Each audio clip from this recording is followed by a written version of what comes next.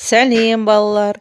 Бүгін біз сендермен жол жүру ережесі туралы білеміз.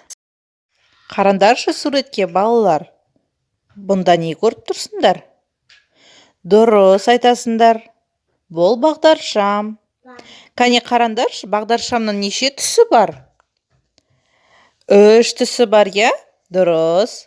Ең бірінші түс қандай қарандар? Қызыл, одан кейін сары, одан кейінгі түсі жасыл. Дұрыс балалар. Келесі суретте не көріп тұрсыңдар балалар? Я, дұрыс айтасыңдар, бұл бізде пешеход. Қазақша айтқанда жаяу жүргінші. Орысша айтқанда пешеход деп айтамыз. Балалар, сендер далада жүрген кезде осындай белгіні көретін болсаңдар, жақын жерде жаяу жүргіншіден өтетін жол бар деген сөз. Сондықтан да осындай белгі болған жағдайда жолдан өтеміз.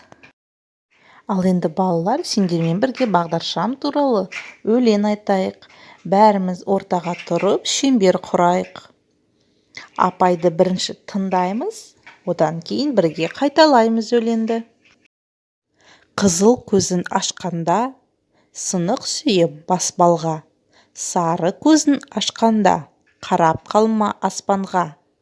Жасыл көзін ашқанда, жүре беркін жасқанба. Жақсы балалар, енді осы өлеңді қазір бәріміз бірге қайталап айтамыз.